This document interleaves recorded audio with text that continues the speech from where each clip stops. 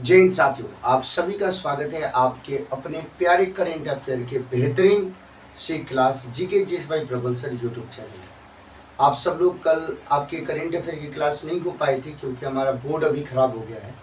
कोशिश में हम लगे हैं जल्दी से बनवाएं। तो कल हम लोगों को वाइट बोर्ड पे पढ़ाना चाहिए था, लेकिन सुबह में वाइट बोर्ड मिल नहीं पाता, तो इसलिए लेट हो गया। हम लोग कल रात को लेके आए और उसके बाद से लगातार आपकी क्लासेस प्रॉपर तरीके से चल रही है। तो करेंट अफेयर डेली सुबह में 7 बजे होती है, लेकिन ये थोड़ा सा लेट जा रहा है। आज भर आप लोग एडजस्ट कीजिएगा। अगर आज बोर्ड ठीक हो जाता है तब तो बहुत बढ़िया है, नहीं होता है तो कल से आपकी क्लासेस 7 बजे ही जाया करेगी। भूगोल की क्लास आज आपकी नहीं हो रही है, लेकिन तब भी मैं कुछ अच्छे आपके कॉन्सेप्ट शॉर्ट वीडियोस के माध्यम से आप तक पहुंचाने की कोशिश करूंगा। आज जो है हम 2 दिनों के करेंट अफेयर को डिस्कस कर रहे हैं, यानी 13 तारीख के करेंट अफेयर को भी और 14 तारीख के करेंट अफेयर को भी। तो उसमें एक एक न्यूज को जैसे कि मैं आपको एक्सप्लेन करता हूँ, बताता हूँ, समझाता हूँ, वैसे ही मैं चीज़ों को समझाऊंगा, बताऊंगा। खूब अच्छे से अपनी कॉपी में आप लोग नोट कीजिएगा। और जितने भी साथी हमारे इस सेशन को देख रहे हैं, ज़्यादा से ज़्यादा आप लोग इस सेशन को शेयर करना, लाइक करके चैनल को सब्सक्राइब जरूर कीजिएगा। एक एक करके हम लोग न्यूज पे आते हैं। तो सबसे पहला जो न्यूज है वो सीधे तौर पे किसको है भाई, राजद्रोह कानून को लेके। अब राजद्रोह कानून के ऊपर हमने बहुत बार डिस्कशन किया अपनी क्लास में कि भाई ये आपकी कहीं ना कहीं ब्रिटिश औपनिवेशिक आपकी कानून है, यानी जब आपके भारत गुलाम था, जब भारत के ऊपर ब्रिटिश शासन था, तब के समय का ये है 124 ए आर्टिकल। और इसके माध्यम से जो भी भारत के क्रांतिकारी थे या जो भी वैसे नेता थे, लीडर्स थे जो अंग्रेजों के विरुद्ध में जाके काम करते थे, अपने देश के लिए काम करते थे, उनके ऊपर ये केस लगाया जाता था। और ये किसके, बाल गंगाधर तिलक के ऊपर भी ये केस आपके लगाया गया था, आप सभी लोगों को पता है। तो अब यहाँ पे बात आई कि क्या जो औपनिवेशिक शासन में, मतलब जब भारत आपके किसी के अधीन था, उस समय ये जो कानून था, जो एक तरीके से दमनकारी, जो आपके लोगों को, भारत के नेताओं को, भारत के क्रांतिकारी जो आपके युवा थे, उनको दबाने की कोशिश करी जाती थी, इसके माध्यम से वर्तमान समय में इसकी क्या प्रासंगिकता है। अब इसके ऊपर डिबेट उठा। पहले तो केंद्र सरकार ने बोला कि नहीं ठीक है, इसकी होनी चाहिए। बाद में केंद्र सरकार ने बोला कि नहीं, इसमें सुधार की जरूरत है। वर्तमान समय में उस तरीके की स्थिति के अकॉर्डिंग यहाँ पे इस कानून में तो फ्लेक्सिबिलिटी चाहिए। तो सुप्रीम कोर्ट ने बोला कि ठीक है भाई, इसके ऊपर अंतिम निर्णय तक सुप्रीम कोर्ट ने राजद्रोह के माध्यम से या राजद्रोह के अंतर्गत भारत में कोई भी केस करने से तब तक के लिए क्या लगा दिया है, रोक लगा दिया है। ये पहली बात मैंने आपको बताया। अब भाई देखो, अब एक बहुत ही इंपॉर्टेंट आपकी धारा अब फिर से एक मतलब प्रकाश में दिखाई दे रहा है। और ये धारा इसलिए प्रकाश में है क्योंकि दिल्ली हाई कोर्ट में याचिकाकर्ता ने अपनी याचिका को दायर किया। वहां पे जो डिसीजन आया, वहां पे जो निर्णय आया, वो निर्णय क्या आया, विभाजित। अब आपके अंदर क्वेश्चन होगा कि जब भी कोई निर्णय आता है वो निर्णय विभाजित होता है। विभाजित निर्णय का मतलब क्या हो गया कि एक ही आपके उस पे, मतलब एक ही याचिका के ऊपर जो निर्णय आया है, दोनों का मत अलग अलग है। पक्ष ए का मतलब जो आपके उसमें शामिल जो ए आपके क्या बोलते हैं जज है, उनका कुछ और मानना है, जो बी जज है उनका कुछ और मानना है। तो सबसे पहले आपको ये पता चलना चाहिए कि धारा 375 क्या कहता है। तो सबसे ज्यादा दिक्कत क्या है, तो धारा 375 में 2 अपवाद है। अपवाद नंबर 2 को लेके दिक्कत है। अपवाद नंबर 2 क्या है, ये बोलता है कि एक पुरुष के द्वारा, यानी एक मेल के द्वारा, पत्नी जो कि आपकी नाबालिग नहीं है, 18 साल से आपके क्या बोलते हैं कि ऊपर की उम्र की है, के साथ यौन संबंध, यौन कृत्य या आप संभोग करना दुष्कर्म नहीं है। इस बात को यहाँ पे बताया गया है कि भाई सीधी सी बात है, अगर आप लोग इसको ध्यान से सुनिएगा, ध्यान से समझिएगा, तो आपको भी पता चलेगा कि अगर किसी की वाइफ है और उसके साथ वो इस प्रकार के काम करता है तो उसमें कोई गलती नहीं। आपके अकॉर्डिंग आप भी सोचोगे यही चीज। तो इसी में धारा 375 के अपवाद 2 एक्सेप्शन 2 जो है, उसमें बोला गया कि पुरुष के द्वारा पत्नी के साथ संभोग करना, यौन संबंध स्थापित करना या यौन कृत्य दुष्कर्म नहीं है, ये इसमें बताया गया है। अब यही जो अपवाद 2 है, इसी अपवाद 2 को लेकर दिल्ली हाईकोर्ट पहुंच गए कुछ लोग। अब उन्होंने दिल्ली हाईकोर्ट में क्या याचिका डाली, उन्होंने बोला कि ये जो अपवाद 2 है, इसके माध्यम से जो वैवाहिक मतलब जीवन में जो महिला है उस महिला के आप मौलिक अधिकार का उल्लंघन कर रहे हैं।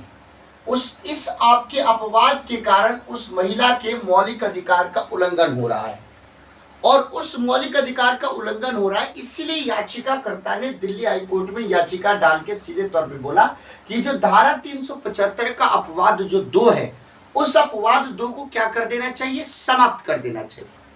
अब भाई याचिकाकर्ता ने अपनी याचिका डाली, अब दिल्ली हाईकोर्ट ने अपने जजों को बोला कि ठीक है भाई, अब दिल्ली हाईकोर्ट का फैसला आना था। अब यहाँ पे फैसला आया। अब देखो, किसी भी निर्णय को विभाजित निर्णय कब बोलते हैं, तो दिल्ली हाई कोर्ट का इस मुद्दे के ऊपर जो फैसला आया है, जो निर्णय आया है, वो विभाजित निर्णय है। कोई इसको क्या बोलता है कि तत्काल प्रभाव से, कोई बोले कि समाप्त कर देना चाहिए, कोई बोले कि नहीं, इसमें किसी भी प्रकार का कोई भी उल्लंघन नहीं है। अब यहाँ पे 2 आपके जज हैं, उन दोनों की बातों को सुनिएगा। जो जज ए है, उन्होंने बोला कि धारा 375 और धारा 376E, ये दोनों के बारे में उन्होंने डिस्कस किया है। बोले कि इसका जो एक्सेप्शन 2 है वो कॉन्स्टिट्यूशन के आर्टिकल 14 का, 15 का, 19(1)(a) का और 21(a) का, 1, 2, 3, 4 यानी मौलिक अधिकार के अंतर्गत आने वाले 4 अनुच्छेदों का उल्लंघन करता है।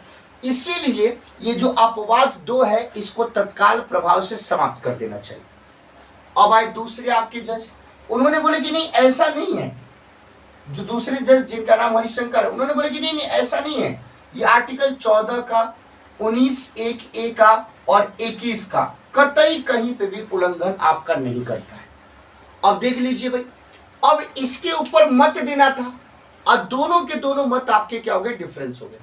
इसी के चलते दिल्ली हाईकोर्ट के आपके मत को क्या किया गया, विभाजित निर्णय। अब क्या किया जाएगा, अब इसके बाद क्या ऑप्शन है। अब जो ये याचिका करता है, अब या तो ये 2 आपके माध्यम बना के 3 या 3 से अधिक जजों की पीठ बनेगी, वो इस बात का बहुमत से फैसला लेगा कि इसके ऊपर क्या बताया जाए, या तो इसको अंतिम अपीलीय न्यायालय सुप्रीम कोर्ट में लेके जाया जाएगा और वहां पे इसका क्लियर होगा कि भाई इसके ऊपर क्या फैसला आना चाहिए। तो एक विवाद का कारण बन गया धारा 375, जो मैंने आपको समझा दिया, बता दिया। अब देखो, आप लोगों को बार बार मैं डिस्कस करता हूं ब्रह्मोस मिसाइल के बारे में। ब्रह्मोस मिसाइल के बारे में मैंने क्या बोला कि 2 देशों ने मिलकर इस ब्रह्मोस मिसाइल को बनाया। कौन से, इंडिया और रशिया ने, दोनों ने मिलकर बनाया। जब इस ब्रह्मोस मिसाइल की बात करते हैं तो 2 भारत के एक नदी और रशिया की एक नदी, दोनों नदियों के नामों से मिलके ये ब्रह्मोस मिसाइल का नामकरण आपका हुआ है। अब बताया जाता है कि ब्रह्मोस मिसाइल क्या है, सुपरसोनिक मिसाइल। आप कहीं से भी इसको लॉन्च कर सकते हैं, जल से, थल से, नभ से, कहीं से भी आप लॉन्च कर सकते हैं। अब तो क्यों भाई प्रकाश में, तो हाल ही में जो आपके वायुसेना का लड़ाकू विमान है सुखोई 30 MKI, उससे इसको क्या किया गया है, सुपरसोनिक क्रूज मिसाइल को लॉन्च किया गया है। अब जो ब्रह्मोस मिसाइल की जो मारक क्षमता है, वो मारक क्षमता जो पहले 290 किलोमीटर थी, अब उस 290 किलोमीटर से बढ़ा के कितना कर दिया गया भाई, तो 350 किलोमीटर से ज्यादा कर दिया है। तो इस तरीके से ब्रह्मोस मिसाइल का भी सफल परीक्षण आपके हो पाया है। अब देखो, आप सभी लोग अभी तक जानते होंगे, अभी जम्मू कश्मीर परिसीमन आपके जो आयोग है, जिसके अध्यक्ष आपकी रंजना देसाई थी, उसमें जम्मू कश्मीर जो आपके यूनियन टेरिटरी उसके निर्वाचन अधिकारी और मुख्य निर्वाचन आयुक्त भारत के सुशील चंद्रा भी शामिल थे। अब सुशील चंद्रा का कार्यकाल 14 मई को समाप्त हो जाएगा और 15 मई से भारत को आपको एक नए मुख्य निर्वाचन आयुक्त मिलेंगे, जो अभी निर्वाचन आयुक्त के पद पे हैं। उनका नाम क्या है, राजीव कुमार। यानी 15 मई से लेकर 2025 तक अब भारत के मुख्य निर्वाचन आयुक्त कौन होंगे, तो मुख्य निर्वाचन आयुक्त होंगे आपके राजीव कुमार, और इनके कंधों पर गुजरात विधानसभा चुनाव कराने की रिस्पॉन्सिबिलिटी, हिमाचल प्रदेश विधानसभा चुनाव कराने की रिस्पॉन्सिबिलिटी, 2024 के लोकसभा चुनाव कराने की रिस्पॉन्सिबिलिटी। तो ये सारी के सारे चुनाव की बड़ी जिम्मेदारी इनके ऊपर होगी, राजीव कुमार के ऊपर। निर्वाचन आयोग की बात करें तो संविधान में अनुच्छेद 324 से लेकर 329 तक के आप में निर्वाचन आयोग की बात करी गई है। तो ये राजीव कुमार के बारे में मैंने आपको बताया। तो राजीव कुमार 15 मई से भारत के मुख्य निर्वाचन आयुक्त हो जाएंगे। ऐसे जो भी प्रमुख नियुक्ति होती है मैं शॉर्ट वीडियोस के माध्यम से आपके बीच में पहले ही बता देता हूँ। अब यहाँ पे देखो एक समारोह आपके मनाया गया। ये समारोह की प्रासंगिकता इसलिए बढ़ जाती है हमारे पेपर के लिए क्योंकि इसमें प्रधानमंत्री ने भी वीडियो कॉन्फ्रेंसिंग के माध्यम से पार्टिसिपेट किया। और ये समारोह कौन सा था? उत्कर्ष समारोह के नाम से इसको जाना जाता है। और ये कहाँ पे मनाया गया? तो गुजरात के भरूच में आपके मनाया गया। और क्यों मनाया गया? तो गुजरात सरकार की जो 4 आपकी प्रमुख सरकारी योजना है वो चारों के चारों प्रमुख सरकारी योजना ने अपना 100% लक्ष्य पूरा कर लिया है। 100% लक्ष्य पूरा कर लिया है। तो चारों योजनाओं के 100% लक्ष्य पूरा होने के अवसर पे गुजरात के भरूच में गुजरात सरकार के द्वारा जो आपके कार्यक्रम आयोजित किया गया उसी को उत्कर्ष समारोह के नाम से जानते हैं, जिसमें प्रधानमंत्री मोदी जी ने वीडियो कॉन्फ्रेंसिंग के माध्यम से पार्टिसिपेट किया। अब चूंकि अब यहाँ पे बोर्ड पूरा कंप्लीट हो गया, अब मैं आप लोगों को नेक्स्ट आपकी बातों को बताता हूँ। तब तक एक बार सभी लोग शेयर करके सेशन को लाइक करिएगा। अब हम लोग आगे की बात को देखते हैं कि और कौन कौन सी बातें आपके पेपर पॉइंट ऑफ व्यू से जरूरी है। इन 2 दिनों में और कौन कौन सी आपकी घटना हुई है, ठीक है, एक एक करके सारी बातों को प्रॉपर तरीके से आप अपने कॉपी में नोट करते रहिएगा। पढ़ाई आपकी कभी भी बाधित नहीं होगी। क्लासेस आपके प्रॉपर तरीके से, सारी क्लासेस प्रॉपर तरीके से आपके चलेगी। अब चलो यहाँ पे एक मंदिर आपके फिर से लाइट में आ गया। पहले आप लोग इसको जानते भी होंगे, मैंने आपको बताया भी था। विरूपाक्ष महादेव मंदिर के बारे में मैंने आपको बताया था। अब देखो इस विरूपाक्ष महादेव मंदिर की बात करें तो टोटल आपके विरूपाक्ष महादेव मंदिरों की संख्या कितनी बताई जाती है? टोटल आपकी 3 बताई जा रही है। वेरी गुड, ठीक है। अब उसमें से 3 में से 2 तो आपको जरूर पता होगा क्योंकि ये जो विरूपाक्ष महादेव मंदिर है वो विजयनगर साम्राज्य से संबंधित है। तो 2 आपके जो है दोनों के दोनों आपके कर्नाटक के, एक तो हम्पी में स्थित है, फिर उसके बाद पट्टाडकल में स्थित है। ये दोनों के दोनों आपके मंदिर कर्नाटक में स्थित है। और ये दोनों विरूपाक्ष महादेव मंदिर को विश्व विरासत स्थल में क्या किया गया है? शामिल किया गया है। विश्व विरासत स्थल में शामिल है। ये तो पहले से ही है, इसमें तो कोई दिक्कत की बात नहीं है। मैंने आपको बताया, खुद ध्यान से सुनना कि टोटल विरूपाक्ष देव मंदिर की संख्या की बात करें तो कितनी है? 3 में से 2 की बात करें तो 2 आपके कर्नाटक में स्थित है, हम्पी और पट्टाडकल में। और ये दोनों के दोनों आपके वर्ल्ड हेरिटेज साइट यानी यूनेस्को के द्वारा जो विश्व विरासत स्थल आपके घोषित किया जाता है उसमें आपके शामिल है। लेकिन अब तीसरा विरूपाक्ष देव मंदिर फिर से क्यों चर्चा में है? तो तीसरा विरूपाक्ष देव मंदिर मध्य प्रदेश के रतलाम जिले के विपलांक में आपके स्थित है और ये वर्ल्ड हेरिटेज साइट में शामिल नहीं है। अब इसको क्या किया जा रहा है कि पूरे फिर से इसको नए तरीके से बनाने की कोशिश करी जा रही है, इसको रीडिजाइन करने की कोशिश करी जा रही है और जो भी चीज आपकी गड़बड़ है उसको ठीक करने की कोशिश और इसको सुंदर और बेहतरीन पर्यटक स्थल बनाने की कोशिश करी जा रही है। अगर हम इस मंदिर की बात करें तो मंदिर की विशेषता क्या? तो 64 आपके स्तंभ खंभों पर, 64 आपके स्तंभों पर यानी पिलर्स पे ये बना हुआ है। अब आपके अंदर क्वेश्चन होगा कि विरूपाक्ष महादेव मंदिर किसके द्वारा बनाया गया मध्य प्रदेश में? तो इसकी कोई स्पष्ट जानकारी नहीं है। ये जरूर बताया जाता है कि इसका पुनर्निर्माण या इसका मरम्मत या इसको रिकंस्ट्रक्ट कराया गया अलग अलग शासकों के द्वारा, लेकिन किसने बनवाया था ये पता नहीं है। तो विरूपाक्ष महादेव मंदिर टोटल भारत में 3, कर्नाटक में 2, मध्य प्रदेश में 1। तो मध्य प्रदेश के विरूपाक्ष महादेव मंदिर को फिर से निखारने की कोशिश आपकी सरकार के द्वारा करी जा रही है। अब देखो आप सब लोग जानते हैं, आप लोगों को देखो जैसे गर्मी का मौसम आता है पानी की टैंकरों के पीछे लंबी लंबी कतारें आपकी लग जाती है। उसके पीछे क्या है कि इतना ज्यादा डिफॉरेस्टेशन हुआ है, इतना ज्यादा हमने अपने इन्वायरमेंट को, हमने क्लाइमेट को नुकसान पहुंचाया है कि हमारे यहाँ पे पेड़ की कमी हो गई। तो जब पेड़ की कमी हो गई तो वाटर लेवल भी आपका कम हो गया। लेकिन पहले याद कीजिए अपने पूर्वजों के समय में कि आपने भी, अगर आप छोटे छोटे होंगे तो आपने कुआं देखा होगा, आपने तालाब देखा होगा, आप अपने गांव के आसपास छोटी छोटी नदियों को आपने देखा होगा। क्या आज वो देख पाते हैं? वो नदियां सूख गई है, उसके ऊपर रोड बन गया है।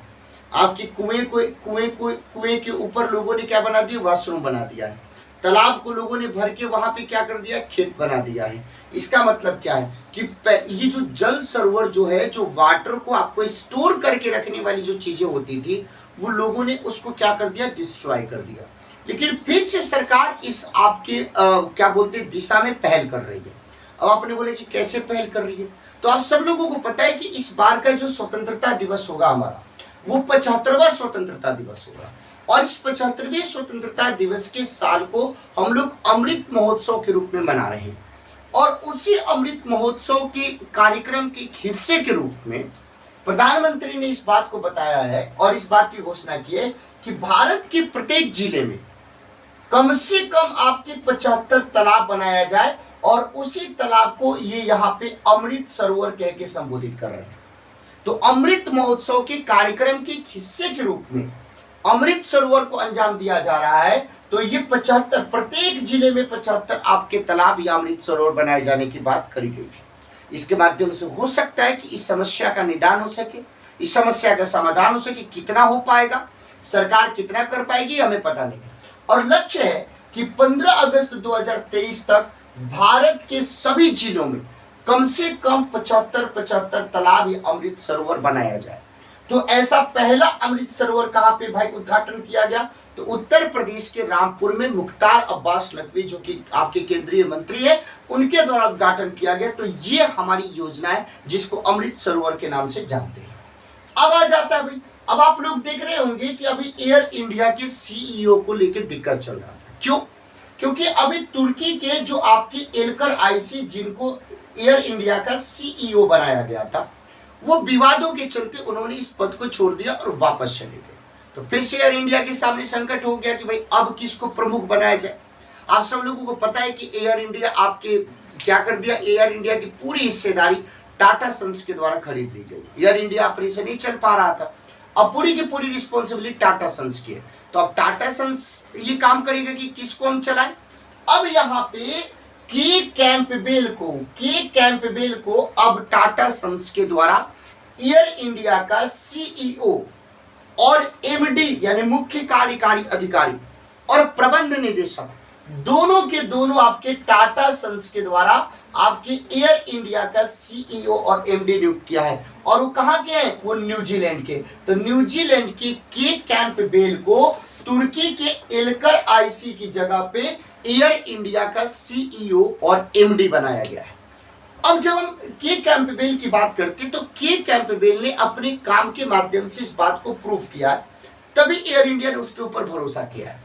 सिंगापुर की किफायती एयरलाइंस कंपनी है, उसका नाम क्या, स्कूट, और उस स्कूट के सीईओ के पद पे पहले अभी तक के कार्यरत है के कैंपबेल। अब एयर इंडिया के सीईओ और एमडी होंगे और पद पे ये यहाँ के स्कूट के सीईओ रहते हुए सिंगापुर एयरलाइंस की जो कि बहुत ही किफायती एफोर्डेबल एयरलाइंस है, उन्होंने वहां पे भी अपनी क्षमता को प्रूव किया था। अब भरोसा एयर इंडिया ने इनके ऊपर किया है। अब देखो भाई, अब श्रीलंका की जितनी भी बात करें, आप सब लोगों को पता है कि श्रीलंका में आर्थिक संकट है, श्रीलंका में खाद्यान्न संकट है, श्रीलंका में विदेशी मुद्रा का संकट है, श्रीलंका में आपके सारे प्रकार के राजनीतिक आपके संकट भी है। अब श्रीलंका की जो जनता है वो राजपक्षे परिवार को पसंद नहीं कर रही है। अब यहाँ पे क्या है कि श्रीलंका में राजपक्षे परिवार के बहुत सारे लोग आपके श्रीलंका की सरकार में हिस्से में आपके शामिल है। राष्ट्रपति गोटाबाया राजपक्षे और जो प्रधानमंत्री महिंदा राजपक्षे, दोनों के दोनों भाई। अब महिंदा राजपक्षे को जब श्रीलंका के लोगों ने निशाना बनाना शुरू किया, उनके जो आपके जो पुराने जो पारंपरिक जो घर थे उसमें लोगों ने आग लगा दिया। फिर कोलंबो स्थित आवास से उनको उठा के एक नौसैनिक आपके पत्तन पे जाके बंदरगाह पे उनको शिफ्ट करवाया गया पूरे परिवार के साथ, और बोला गया कि आप देश छोड़ के नहीं जाइएगा। क्योंकि पूरे के पूरे श्रीलंका में जितने भी प्रदर्शनकारी, उन्होंने रोड पे और एयरपोर्ट के पास उन्होंने चेक पोस्ट बना रखा है कि अगर राजपक्षे परिवार का कोई भी सदस्य अगर यहाँ से भागने की कोशिश करेगा तो लोग उसकी हत्या तक कर देंगे। इतना ज्यादा वहां पे भी आपकी क्रोध है। लेकिन इसी बीच में श्रीलंका के जो राष्ट्रपति गोटाबाया राजपक्षे, उसने लोगों से अपील की कि शांति बना के रखे, और साथ ही साथ वहां पे बोला गया कि अगर कोई भी सरकारी संपत्ति या किसी को नुकसान पहुंचाता है या कोई भी इस तरीके काम करता है तो उसको सीधे तौर पे गोली मार देने का आदेश दे दिया गया है। भारत भी इस मामले में फूक के कदम रख रहा है और श्रीलंका को किस तरीके से सहायता देनी चाहिए, श्रीलंका के साथ किस प्रकार का संबंध होना चाहिए, उसमें सोच समझ के अपना कदम रख रहा है। क्योंकि श्रीलंका ने स्पष्ट तरह से मना कर दिया कि मैंने जो कर्ज लिया है उस कर्ज को चुका पाने में मैं सक्षम नहीं हूं। IMF को सीधे तौर पर उसने स्पष्ट दिशा निर्देश दे दिया। तो भाई जब महिंदा राजपक्षे ने इस्तीफा दे दिया तो भाई श्रीलंका का कोई ना कोई प्रधानमंत्री तो बनेगा। तो अब किसको बनाया गया है? तो भाई एक ऐसे चेहरे को बनाया गया है जो श्रीलंका की सबसे पुरानी पार्टी के आपके सांसद है, यूनाइटेड नेशनल पार्टी। ये श्रीलंका की सबसे पुरानी आपकी पार्टी है और रानिल विक्रमसिंघे आपके श्रीलंका के 4 बार प्रधानमंत्री रह चुके हैं। लेकिन इनकी जो पार्टी है यूनाइटेड नेशनल पार्टी, उसके केवल और केवल एक सांसद है और वो सांसद खुद रानिल विक्रमसिंघे है। तो यूनाइटेड नेशनल पार्टी एक सांसद वाली पार्टी और वो सांसद सीधे तौर पे श्रीलंका का प्रधानमंत्री बन गया है। गोटाबाया राजपक्षे के समक्ष इन्होंने क्या लिया है भाई? इन्होंने पद की शपथ ली है। तो श्रीलंका के अब नए प्रधानमंत्री होंगे रानिल विक्रमसिंघे। तो श्रीलंका की सबसे पुरानी पार्टी के और कोलंबो में इनका जनाधार माना जाता है। लेकिन जब ये कोलंबो से चुनाव जीते तो खुद ही अपना चुनाव हार गए, फिर दूसरे माध्यम से आपके सदन में पहुंचे हैं। तो रानिल विक्रमसिंघे अब क्या होंगे? श्रीलंका के नए आपके प्रधानमंत्री होंगे। समझ में आ गया? ठीक है भाई। अब हम लोग बात करते हैं एक आपकी बहुत ही मतलब साहसिक आपके काम करने वाली बलजीत कौर की। ये हिमाचल प्रदेश की रहने वाली है। इन्होंने क्या किया है? आप सब लोगों को पता है कि विश्व की सबसे ऊंची चोटी कौन है? Mount Everest. अब मैं आप लोगों को एक होमवर्क देता हूं कि विश्व की दूसरी सबसे ऊंची चोटी कौन है? ऑफलाइन कमेंट करके जरूर बताइएगा।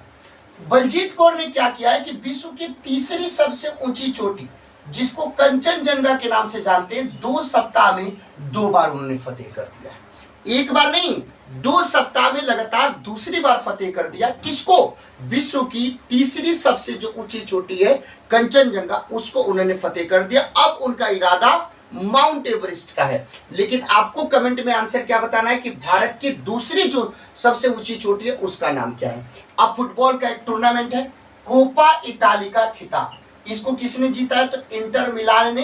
किसको हरा के भाई? तो जुवेंटस को हरा के। इस प्रकार के सवाल आपके पेपर में पूछे जाते हैं कि भाई कौन सा खिताब किसके द्वारा जीता गया, टूर्नामेंट में विजेता कौन बना। तो इंटर मिलान के बारे में ध्यान रखिएगा कि इंटर मिलान ने जुवेंटस को पराजित करके कोपा इटाली का खिताब आपके जीत लिया है। अब भाई एक और महिला का नाम आता है दीक्षा डागर का। अब दीक्षा डागर कौन है? जैसे आप लोगों ने सुना होगा कि ओलंपिक होता है, पैरालंपिक होता है, और ओलंपिक और पैरालंपिक दोनों से बीपीएससी में सवाल आपके पूछ दिए गए थे। तो कब कहां से सवाल पूछ दिए जाए पता नहीं है। उसी तरीके का एक ओलंपिक और होता है जिसको बधिर ओलंपिक कहते हैं। तो ये जो बधिर ओलंपिक हो रहा है, उस बधिर ओलंपिक में दीक्षा डागर ने, जो कि गोल्फ खेलती हैं, उसमें उन्होंने गोल्ड मेडल जीता है। और इसी प्रकार का बधिर ओलंपिक 2017 में भी हुआ था और उन्होंने रजत पदक जीता था। और इस तरीके से इस प्रकार के ओलंपिक में 2 पदक आपकी जीतने वाली प्रथम महिला आपकी बन गई है, जिनको दीक्षा डागर के नाम से आपको जानते हैं। चलिए भाई, अब आज आप लोगों को पता है कि कल क्या था? 13 मई। 13 मई इतिहास में क्यों जरूरी है, इतिहास में क्यों इंपॉर्टेंट है? 13 मई को आखिर में हुआ क्या था? याद करिए 1952 का समय जब पहला आम चुनाव हुआ था और 1952 में 13 मई को ही भारत का पहला संसद सत्र आपके शुरू हुआ था। तो आज के बाद से कोई अगर आपसे पूछे कि भारत का पहला संसद सत्र कब शुरू हुआ था, तो 13 मई 1952 को भारत का पहला संसद सत्र शुरू हुआ था और 3 अप्रैल 1952 को भारत की संसद के उच्च सदन राज्यसभा का गठन हुआ था और 17 अप्रैल 1952 को भारत का जो आपका निचला सदन लेकिन लोकप्रिय सदन है लोकसभा का गठन हुआ था। अब इसी 13 मई को 1995 में एक बहुत बड़ी घटना घटी थी और वो घटना कौन सी हुई थी?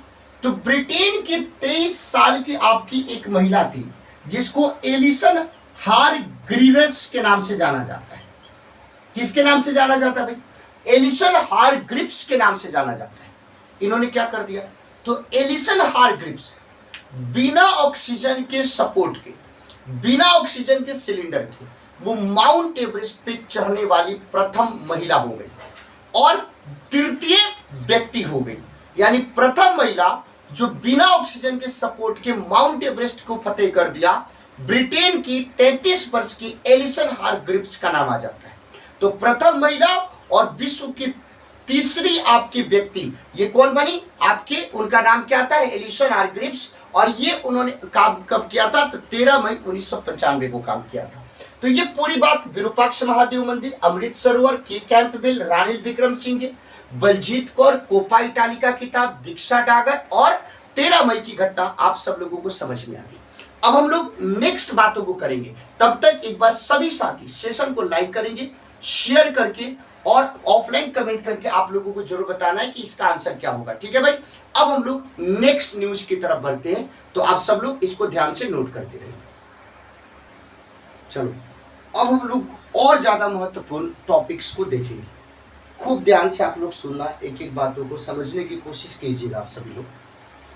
अभी आप लोग देख रहे होंगे कि बीच बीच में बहुत सारे वायरस मैं आपको बताता हूँ, बहुत सारे अलग अलग प्रकार की बीमारियों के बारे में बताता हूँ, जिसका वैक्सीन आता है, वैक्सीन के बारे में भी मैं आपको बताता हूँ। लेकिन उससे पहले मैं एक चीज़ और आपको बताना चाहूँगा कि अगर आप लोगों में से किसी ने भी अभी तक कोविड-19 से रक्षा के लिए अभी तक वैक्सीनेशन नहीं करवाया है, तो जरूर आप लोग वैक्सीनेशन करवा लीजिएगा। अपने आसपास के लोगों को भी बता देना, जो लोग नहीं जानते हैं। तो फर्स्ट डोज, सेकेंड डोज और तीसरा प्रिकॉशन डोज आपके लग रहा है। तो जुलाई में चीज़ें खराब हो उससे पहले आप लोग तैयार रहिएगा, अपने आप को मजबूत बना के। ठीक है, चलिए तो हम यहाँ पे बताने जा रहे हैं एक नए फीवर के बारे में, नए बुखार के बारे में, जिसको अफ्रीकन स्वाइन फीवर कहते हैं। अफ्रीकन स्वाइन फीवर ASF कहते हैं। अब स्वाइन फ्लू आपने सुना होगा, ये आपके क्या बोलते हैं एक तरीके से कि मतलब जो आपके मुर्गी उर्गी टाइप के, सुअर वुअर टाइप के जो चीज आप खा सकते हैं उसमें होता है। तो अफ्रीकन स्वाइन फीवर की बात करें, जिसको ASF हमने कहा है, ये आपके अचानक से मेघालय में 259 सुअरों की मौत हो गई इस वायरस के कारण, इस फीवर के कारण, सॉरी ASF फीवर के कारण, अफ्रीकन स्वाइन फीवर के कारण मेघालय स्टेट जिसकी कैपिटल आपके शिलोंग में है, 259 सुअरों की मौत हुई। अगर हम इस फीवर की बात करें तो बहुत ही ज्यादा ये संक्रामक है, बहुत ही ज्यादा आपके घातक है, मतलब बहुत ही तेजी से आपके फैलता है। और आपके तो ये सबसे ज्यादा किसको प्रभावित करता है, तो सबसे ज्यादा पालतू जानवर और जंगली सुअर, इसको बहुत ही ज्यादा, दोनों सुअरों को बहुत ज्यादा प्रभावित करता है। तो जो अफ्रीकन स्वाइन फीवर है वो सबसे ज्यादा किसको, सुअरों को प्रभावित करता है, चाहे पालतू सुअर हो चाहे जंगली सुअर। और इसमें जो डेथ रेट होता है 100%, अगर हो गया इसका मतलब कि 100% उसको मरना ही है। अब आपके अंदर क्वेश्चन होगा कि ठीक है भैया सुअर मर रहे हो तो ठीक है, लेकिन क्या बताओ कि हमारे भी चांसेस है इसकी गिरफ्त में आने की, तो नहीं। इसको सुअर से मनुष्य में मतलब ट्रांजिशन की जो बात करें वो अभी तक फिलहाल नहीं देखा जा रहा, यानी मनुष्य इस आपके खतरे से, तो मानव के स्वास्थ्य के लिए कोई भी खतरा नहीं है। लेकिन दिक्कत की बात क्या है कि सुअरों की जिस तरीके से मौत हो रही उसके लिए वैक्सीन होना जरूरी था, और अभी तक इस ASF से निपटने के लिए, अफ्रीकन स्वाइन फीवर से निपटने के लिए अभी तक कोई भी वैक्सीन नहीं है, अभी तक कोई भी टीका आपके नहीं है। अब चलो भाई एक और, अभी स्वाइन फ्लू तो आप जानते ही हैं, अफ्रीकन स्वाइन फीवर भी आपने डाली। अब ये हम समझ ही रहे थे तब तक एक और नया फीवर आ गया, उसको हम लोग क्या बोलते हैं, टमाटर फ्लू के नाम से जानते हैं, टमाटर बुखार के नाम से जानते हैं। अब आपके अंदर क्वेश्चन होगा कि टमाटर बुखार क्यों कहा गया, और इसकी पहले जो आपकी मतलब क्या बोलते हैं मामला है वो कहां पे देखा गया, तो केरल में टमाटर फ्लू के पहले आपके मामले को देखा गया। अब इसको टमाटर फ्लू क्यों कहा गया, क्योंकि ये बुखार मनुष्य को हो गया तो मनुष्य में क्या होते हैं, लाल छल्ले उत्पन्न होने लगते हैं, और लाल छल्ले उत्पन्न होने लगते हैं, तो लाल छल्ले उत्पन्न होने के कारण इस बुखार का नाम क्या दे दिया गया, टमाटर फ्लू या टमाटर बुखार कहा गया। और इस सबसे ज्यादा किसको प्रभावित कर रहा है, तो 5 साल से कम के जो आपके बच्चे हैं उसको सबसे ज्यादा ये प्रभावित कर रहा है, तो इसको हम लोग क्या बोलते हैं, टमाटर फ्लू। तो दोनों फ्लू आपको समझ में आ गया, तो अफ्रीकन स्वाइन फीवर भी समझ में आ गया, टमाटर बुखार भी आपको समझ में आ गया। ये दोनों बातों को ध्यान रखिएगा, गलती कुछ भी नहीं होनी चाहिए। अब चलो, अब आप सब लोगों को पता है कि जब हम इलेक्शन कमीशन की बात करते हैं, जब हम निर्वाचन आयोग की बात करते हैं, तो अभी मैंने आज ही आपको बताया कि भारत के मुख्य निर्वाचन आयुक्त किसको नियुक्त कर दिया गया है, तो राजीव कुमार को नियुक्त कर दिया गया, सुशील चंद्रा की जगह पे। लेकिन अब भारत के निर्वाचन आयोग के लिए एक बहुत बड़ी जीत है। आपने बोला कि क्या है, तो आप सब लोगों को पता है कि एशिया में आपकी निष्पक्षता के साथ बिना पक्षपात के चुनाव को पारदर्शी और आपकी सुशासित तरीके से आपके संपन्न कराया जा सके, उसके लिए एशिया के सारे निर्वाचन आयोगों का एक संघ बना है, जिसको एशियाई निर्वाचन प्राधिकरण के संघ के नाम से जानते हैं और उसको AAEA कहते हैं। अब भारत के लिए क्या बड़ी बात है, तो 2022 से 2024 तक के लिए भारत को 2022 से 2024 तक के लिए भारत को इसका अध्यक्ष बनाया गया है। और खुशी की बात यह है कि इसकी स्थापना 1998 में हुई थी और भारत इसका संस्थापक सदस्य भी रहा है, भारत इसका फाउंडिंग मेंबर भी रहा है। तो एशियाई निर्वाचन प्राधिकरणों का जो संघ है AAEA, उसको उसके अध्यक्ष किसको बनाया गया है, भारत को बनाया गया है। ये बात आप लोग समझ गए।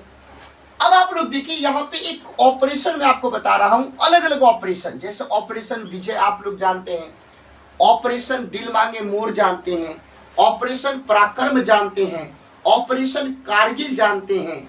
उसी तरीके का एक ऑपरेशन है जिसको बोलते हैं ऑपरेशन दूधी। ये ऑपरेशन दूधी किसके द्वारा अंजाम दिया गया था, तो पैरामिलिट्री फोर्स अर्धसैनिक बल असम राइफल्स के द्वारा अंजाम दिया गया था। अभी किस प्रकार का आपका था, जम्मू कश्मीर में जो आपके घुसपैठिए थे, जो आतंकवादी थे, उसके विरुद्ध में अब तक का सबसे बड़ा सफल घुसपैठ विरोधी अभियान अगर इसको कहा जाए तो इसमें कोई शक नहीं है। तो घुसपैठ विरोधी सबसे बड़े अभियान अभी तक की बात किया जाए तो ऑपरेशन दूधी है। और ये किसके द्वारा आपके अंजाम दिया गया था, तो असम राइफल्स के द्वारा अंजाम दिया गया था। कब दिया गया था, 3 मई 1991 को। और जम्मू कश्मीर में असम राइफल्स के, देख लीजिए कितनी बड़ी शौर्यता की बात है, कितने बड़े पराक्रम की बात है कि असम राइफल्स के मात्र 15 से 17 सैनिकों ने मिलकर 72 आतंकवादियों को मौत के घाट उतार दिया था और 13 आतंकवादियों को बंदी बना लिया था। मात्र 15 से 17 सैनिकों ने आपके 72 आपके आतंकवादियों को मौत के घाट उतार दिया और 13 आपके आतंकवादियों को बंदी बना दिया। और उसमें नेतृत्व किसने किया था ऑपरेशन दूधी का, तो उसका नाम क्या था, पद्म बहादुर छेत्री। उनका नाम क्या था, तो उस वीर सैनिक का नाम क्या था, पद्म बहादुर छेत्री, जिन्होंने नेतृत्व किया था।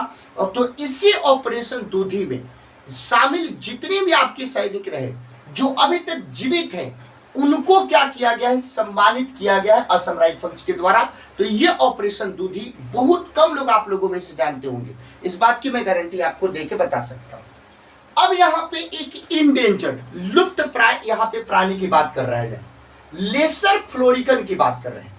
अब हुआ क्या भाई, अलग अलग आपके जो विद्युत उत्पादक हैं वो बिना किसी चीज का ध्यान रखे, बिना किसी इकोसिस्टम का ध्यान रखे, बिना इन्वायरमेंट का ध्यान रखे वो काम कर देते हैं।